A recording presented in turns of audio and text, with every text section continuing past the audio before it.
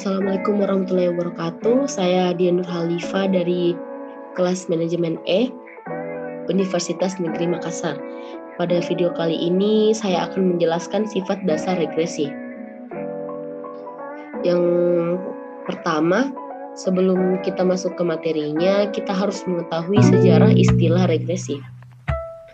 Istilah regresi pertama kali diperkenalkan oleh Francis Galton.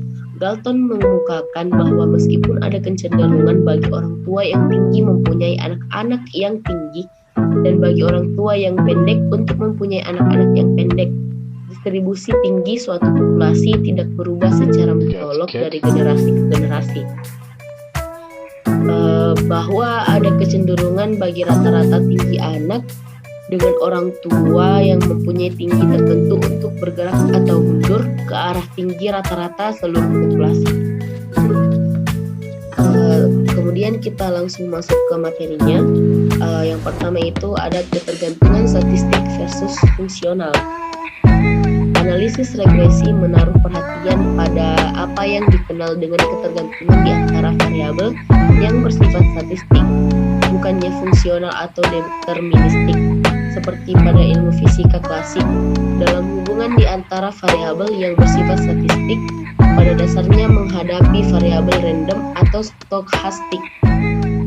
Atau proses stokastik adalah proses yang penuh dengan kegagalan, yaitu variabel yang mempunyai distribusi probabilitas.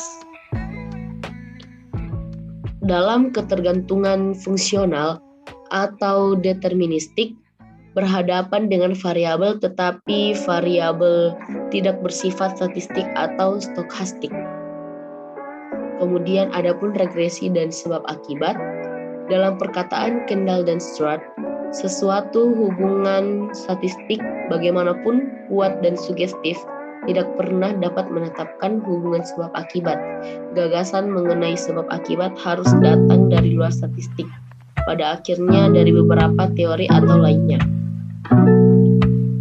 Regresi versus korelasi.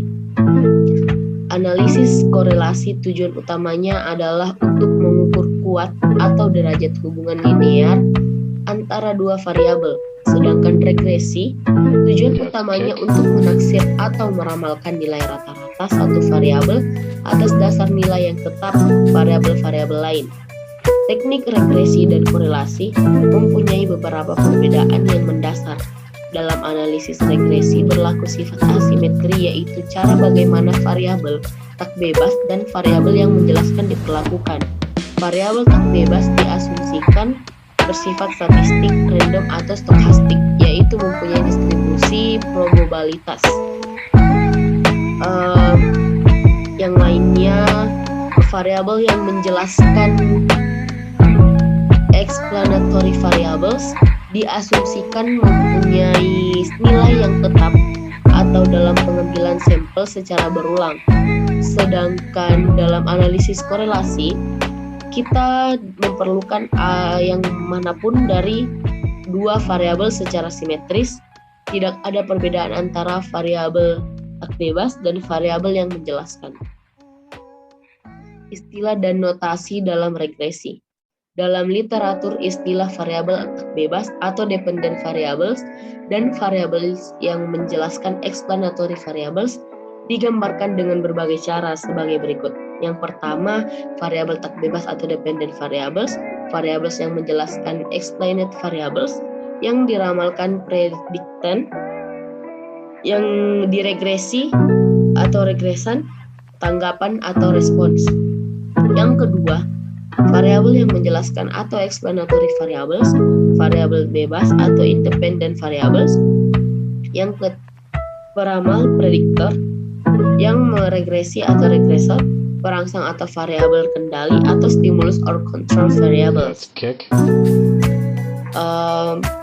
Jika kita sedang mempelajari ketergantungan satu variabel pada hanya satu variabel yang menjelaskan, studi itu dikenal dengan analisis regresi sederhana atau dua variabel. Akan tetapi, kalau kita mempelajari ketergantungan satu variabel pada lebih dari satu variabel yang menjelaskan, maka dikenal sebagai analisis regresi majemuk atau multi-path regression analysis. Terima kasih atas perhatiannya. Semoga penjelasan kali ini bisa bermanfaat bagi kalian semua yang menonton.